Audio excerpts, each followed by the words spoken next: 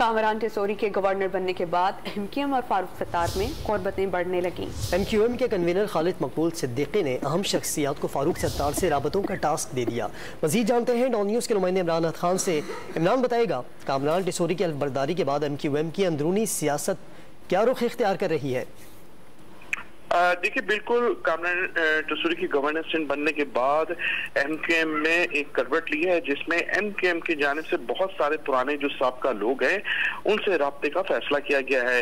MQM के सरबराह खालिद मकबूल सिद्दीकी ने फारूक सत्तार से राब्ते करने की दरख्वास्त की है। खालिद मकबूल सिद्दीकी ने कुछ लोगों को फारूक सत्तार से बातचीत का टास्क भी दिया है। जराए ने ये भी बताया कि बहुत सारे कारकुनान को कहा है कि वो फारूक सत्तार से राब्ता करें, जो सीनियर कारकुनान उनको हिदायत की है, और ये भी कहा है कि फारूक सत्तार को पहले भी इलेक्शन लड़ने की हमने कहा था कि आप आए हमारी पार्टी में शामिल हों दोबारा और इलेक्शन लड़े।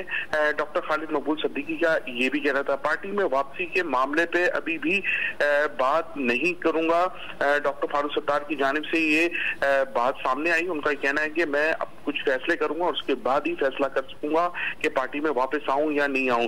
जो भी फैसला करूंगा हालात को देख के करूंगा, डॉक्टर फारूक सत्तार ने ये भी कहा। जबकि एमक्यूएम की शमूलियत और दीगर धड़ों से भी बातचीत का सिलसिला जारी है। एमक्यूएम के जो मुख्तलिफ जो रहनुमा हैं जिन्होंने एमक्यूएम छोड़ने के बाद दीगर सियासी जमातें बनाई थी या दीगर सियासी जमातों में शामिल हो गए थे, उनसे भी बातचीत का सिलसिला जारी है। तमाम धड़ों को आपस में मिलाने के लिए अहम शख्सियात जो है वो सरगर्म है।